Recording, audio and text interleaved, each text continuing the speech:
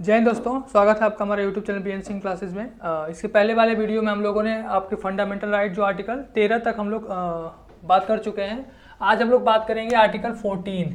ठीक है, आर्टिकल 14 बहुत ही इंपॉर्टेंट आर्टिकल है। देखिए आप लोग जो आर्टिकल 14 से 18 तक है ये आपका है राइट टू इक्वेलिटी। ठीक है, समता का अधिकार। ठीक है, राइट टू इक्वेलिटी, समता का अधिकार। और इसी के अंतर्गत आता है आपका आर्टिकल 14, 15, 16 और 17 और 18। ठीक है, समता के अधिकार, राइट टू इक्वलिटी के अंतर्गत। तो इसमें पहला जो है आपका आर्टिकल 14। ठीक है, पहला है इक्वेलिटी बिफोर लॉ। ठीक है, equality before law and equal protection of law. ठीक है, दोनों जो बातें हैं, एक इक्वेलिटी बिफोर लॉ, ठीक है, यानी कानून के समक्ष, जो कानून के समक्ष जो है वो सभी समान है, और इक्वल प्रोटेक्शन ऑफ लॉ, जितने भी लोग हैं सभी को कानून के सामने सभी को समान संरक्षण प्रदान किया जाएगा। समान संरक्षण प्रदान किया जाएगा, इसके बारे में बात करता है। तो आर्टिकल 14 कहता है कि the state shall not deny to any person equality before law and equal protection of laws. ठीक है, अब ध्यान दीजिएगा, आर्टिकल 14 में जो है वो पर्सन लिखा है। पर्सन मतलब व्यक्ति। ठीक है, आप जब फंडामेंटल राइट है, कोई भी कॉन्स्टिट्यूशन जब आप लोग जो संविधान पढ़ेंगे तो उसमें जब कहीं भी आएगा अगर पर्सन का जिक्र हो रहा है, तो इसके पहले वाली वीडियो मैंने बताया था कि कुछ आपके फंडामेंटल राइट जो है वो केवल नागरिकों को प्रदान किए गए हैं, और कुछ फंडामेंटल राइट जो है वो आपके नागरिक, जो आपके एलियंस यानी कि जो आपके फॉरेनर्स हैं, ठीक है, उनके साथ जो आपके लीगल पर्सन है, जैसे आपका कोई कंपनी हो गया, ठीक है, अथॉरिटी हो गया, एसोसिएशन हो गया, तो इन सबको। तो इसमें जो लिखा है पर्सन की बात किया गया है, मतलब कि ये आपके नागरिकों के साथ साथ जो आपके विदेशी नागरिक और जो लीगल पर्सन है सबको ये मिला हुआ है। ठीक है, तो किसी भी पर्सन को कानून के समक्ष, equality before the law and कानून के सामने समान संरक्षण देने से, प्रदान करने से उसे डिनाई यानी कि वंचित नहीं किया जाएगा। ठीक है, अब ध्यान दीजिएगा कि इक्वेलिटी बिफोर द लॉ, यहां पे जो लॉ है आपका ये सिंगुलर नंबर है। ठीक है, एक वचन, और इक्वल प्रोटेक्शन ऑफ लॉज में जहां पे जो आपका लिखा है ये आपका प्लूरल है यानी कि बहुवचन। ठीक है, लेकिन दोनों का जो मतलब है वो दोनों का मतलब समान है। ठीक है, अब हम लोग बात करेंगे जो बातें लिखी गई हैं, इक्वेलिटी बिफोर द लॉ यानी कि कानून के समक्ष समता, और इक्वल प्रोटेक्शन ऑफ लॉ यानी कि कानून का समान संरक्षण। दोनों में क्या अंतर है? देखिए, रियल में अगर हम लोग देखें, ऐसे अगर नॉर्मली देखें तो दोनों में कोई अंतर नहीं है, लेकिन दोनों में बेसिक कुछ अंतर हैं। ठीक है, कुछ डिफरेंसेस हैं, उसको हम लोग देखेंगे इस वाले पार्ट में।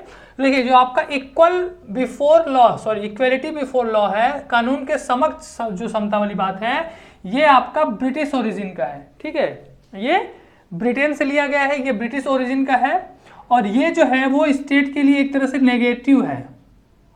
ठीक है, ये नेगेटिव नेचर का है, नकारात्मक प्रकृति का है ये। ठीक है, यानी कि ये निषेधात्मक के रूप में काम करता है। पहला कहता है कि absence of any special privilege in favour of any person, यानी कि सब लोग समान हैं, तो किसी को भी स्पेशल प्रिविलेज का मतलब होता है आपका अधिकार, विशेष अधिकार प्रदान नहीं किया जाएगा in any favour of any person, यानी कि सभी नागरिक देश के जो भी हैं सभी लोग कानून के समक्ष समान हैं, यानी कि सभी लोग समान हैं, किसी को भी स्पेशल प्रिविलेज प्रदान नहीं किया जाएगा। यानी कि साफ साफ ये मना कर रहा है कि the absence of any special privilege. ठीक है, तो जो आपका इक्वेलिटी बिफोर लॉ है ये नेगेटिव नेचर का है, यानी कि ये प्रदान करने से मना कर रहा है, यानी कि सभी लोग समान है, किसी को स्पेशल प्रिविलेज नहीं देना है। ठीक है, दूसरा कह रहा है कि the equal subjection of all person to the ordinary law, यानी कि सभी लोग जो भी आम कानून होंगे, कानून के समक्ष सभी लोग क्या होंगे? समान होंगे, चाहे वो कोई भी हो, चाहे वो देश का प्रेसिडेंट हो, राष्ट्रपति हो, या एक आम आदमी हो, सभी लोग कानून के समक्ष समान है। ठीक है, लेकिन अभी हम लोग आगे बात करेंगे जो आपके जो आपके जो आर्टिकल 14 है, 14 के कुछ इसका जो कुछ कह सकते हैं कि इसके अपोजिट भी हैं। ठीक है, यानी कि जो आपका आर्टिकल 14 में जो बातें कही गई हैं, कुछ बातें ऐसी होती हैं जो बात तो कहता है कि सभी लोग समान हैं, लेकिन कुछ ऐसे लोग हमारे इंडिया में हैं जिनको कुछ प्रिविलेजेस दी गई हैं, कुछ विशेषाधिकार दिया गया है, जैसे प्रेसिडेंट हो गया, गवर्नर्स हो गए, ठीक है, आपके जो एमपीज एमएलएज होते हैं, ठीक है, यहाँ तक कि जो आम आदमी हैं उनको भी कुछ प्रिविलेज ऐसे दी जाती हैं। तो ये जो प्रिविलेज है एक तरह से हम लोग देखें तो ये आपका आर्टिकल 14 का अपवाद है, ठीक है। अब इसके बारे में हम लोग बाद में बात करेंगे। तो अभी हम लोग जो बात कर रहे हैं कि किसी भी नागरिक को, चाहे वो कोई भी हो, सभी लोग कानून के समक्ष समान है, किसी को भी स्पेशल प्रिविलेज नहीं दिया जाएगा, और आम कानून यानी कि ऑर्डिनरी लॉ के सामने सभी लोग बराबर हैं। तीसरा बात कहता है कि no person is above the law, यानी कि कानून के ऊपर कोई नहीं है, कानून के सामने सभी लोग क्या है, बराबर है। No person is above the law, चाहे वो रिच हो या पुअर हो, चाहे वो गरीब हो, अमीर हो, ऑफिशियल हो, नॉन ऑफिशियल हो, ठीक है, कोई भी हो, सभी लोग कानून से ऊपर कोई नहीं है। No person is above the law. तो ये आपका जो पहला है इक्वेलिटी बिफोर लॉ, ये ब्रिटिश ओरिजिन का है और एक तरह से नेगेटिव नेचर का है, ठीक है। दूसरा जो है equal protection of laws, equal protection of laws, ठीक है, ये आपका यूएस ओरिजिन का, सॉरी ये आपका यूएस कॉन्स्टिट्यूशन यानी यूनाइटेड स्टेट्स ऑफ अमेरिका के संविधान से लिया गया है। और ये आपको हम लोग देखें तो ये एक तरह से पॉजिटिव नेचर है, ये पॉजिटिव नेचर का है यानी सकारात्मक प्रकृति का है, ठीक है। ये कहता है कि the equality of treatment under equal circumstances both in the privilege conferred and the liabilities imposed by the laws, यानी कि अगर कानून के द्वारा किसी को भी अगर स्पेशल प्रिविलेज दिया जा रहा है किसी सर्कमस्टांसेस में, या कोई लायबिलिटी उत्तरदायित्व दिया जा रहा है, तो सभी लोगों को बराबर संरक्षण प्रदान करना चाहिए, या बराबर लोगों को ट्रीट करना चाहिए। दूसरा कह रहा है कि the similar application of the same laws, यानी कि सभी लोगों के लिए जो कानून होगा वो समान होगा। और तीसरा है the like should be treated alike without any discrimination, यानी कि साफ साफ कह रहा है कि समान लोग एक जैसे, यानी कि like should be treated alike, यानी कि जो समान है समान को एक समान के साथ ही ट्रीट करना चाहिए बिना किसी डिस्क्रिमिनेशन के। याद रखिएगा, like should be treated alike, यहाँ पे साफ साफ लिखा गया है like alike, not like unlike, ठीक है, यानी कि लाइक जो अगर दो समान है, दो लाइक है, तो उनको एक जैसा ट्रीट करना है, ये नहीं कि जो लाइक और अनलाइक को एक जैसे ट्रीट करना है, ठीक है। अगर कोई लाइक अनलाइक के बीच में अगर हम लोग ट्रीटमेंट करना है तो दोनों को अलग अलग हम लोग डिफरेंट तरीके से ट्रीट करेंगे, जैसे रिजर्वेशन का जो मैटर होता है, ठीक है। आज के समय अगर हम देखें तो बात करें तो सबसे अगर कोई ज्वलंत मुद्दा आज के समय में है तो वो है रिजर्वेशन, ठीक है। तो रिजर्वेशन इसी में आता है, लाइक को लाइक के साथ ट्रीट नहीं किया जा रहा, लाइक को अलाइक के साथ ट्रीट करने के लिए हमें रिजर्वेशन की जरूरत पड़ती है, ठीक है। तो बहुत ही कंट्रोवर्शियल टॉपिक है, तो इस पर अभी रहने ही देते हैं, ठीक है।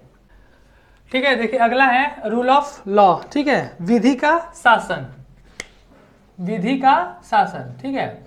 और ये जो विधि का शासन है, ये जो कॉन्सेप्ट है इक्वलिटी बिफोर लॉ, ये आपका जो ये विधि के शासन का ही एक मूल तत्व है, ठीक है, एक मूल तत्व, एक बेसिक एलिमेंट है इक्वलिटी बिफोर लॉ, विधि के शासन का। और ये जो विधि का शासन है, रूल ऑफ लॉ बहुत बार पूछता है, रूल ऑफ लॉ जो है ये आपका जो कॉन्सेप्ट था ये दिया गया था एवी डायसी, एवी डायसी लिखा रहता है डायसी का, ठीक है, सिद्धांत। तो डायसी जो थे ये ब्रिटेन के एक जूरिस्ट थे, यानी कि जो कानून होती है कानून के जानकार थे, और डायसी ने दिया था आपका जो सिद्धांत था rule of law. Rule of law का सीधा सीधा मतलब ये होता है कि जो आर्बिट्रेरी शासन होती है, आर्बिट्रेरी द लॉ, यानी कि जो स्टेट है, स्टेट के पास जो आर्बिट्रेरी पावर अगर अपना यूज करना चाहता है, यानी कि दमनात्मक या किसी भी तरीके से अगर वो लोगों के फंडामेंटल राइट्स को अगर वो खत्म करने की कोशिश कर रहा है, तो इसके एब्सेंस में, ठीक है, ये नहीं होना चाहिए। यानी कि अगर विधि का शासन है तो जो भी कुछ होगा वो आपका कानून के अनुसार होगा, यानी कि किसी को भी उसके जो भी अधिकार है वो छीने नहीं जा सकते, यानी कि किसी को भी कोई भी सजा, पनिशमेंट तभी दिया जाएगा जब वो ब्रीच ऑफ लॉ, यानी कि जब तक वो कानून के खिलाफ नहीं जाएगा, ठीक है। अगर वो किसी लॉ यानी कोई भी अगर कानून है, जो भी उस समय के अनुसार जो कानून है, अगर उस कानून के अगर अलग वो काम करता है, कानून के अगेंस्ट वो जाता है, तब उसको सजा दी जाएगी, ठीक है। अब जैसे हम लोग आगे पढ़ेंगे आर्टिकल 21 जब आएगा तो आर्टिकल 21 में आपकी दो बातें आएंगी, ठीक है। एक है कि अगर मान लीजिए कोई भी संसद के द्वारा अगर कोई भी कानून बना दिया जाए तो क्या सिर्फ संसद के द्वारा कानून बना देने से ही अगर उसमें कुछ लिख दिया जाए कि इसके अगर ये गलत है, मान लीजिए कल को हम कह दें कि अगर इस रोड पे अगर कोई चलेगा तो वो इस कानून के अनुसार अगर ये गलत होगा और फिर उसे सजा दे दी जाएगी, तो क्या अगर संसद ऐसा कल को रूल बना देता है तो क्या अगर वो हम करेंगे तो क्या अगर सजा जो नियम है उसके अनुसार हमको सजा मिल सकती है। दूसरा कि अगर संसद कोई भी ऐसा कानून बना देता है मनमाने तरीके से और उसके अगेंस्ट अगर उस पर अगर किसी को सजा देने का प्रावधान शुरू हो जाए तो क्या उस पर सुप्रीम कोर्ट रोक लगाए देगी, यानी कि सुप्रीम कोर्ट उसे खत्म कर सकती है। तो यही जो बातें हैं बहुत इंपॉर्टेंट, ये जो टर्म है, ठीक है, इस पे हम लोग कल बात करेंगे, ठीक है। थैंक यू, जय हिंद।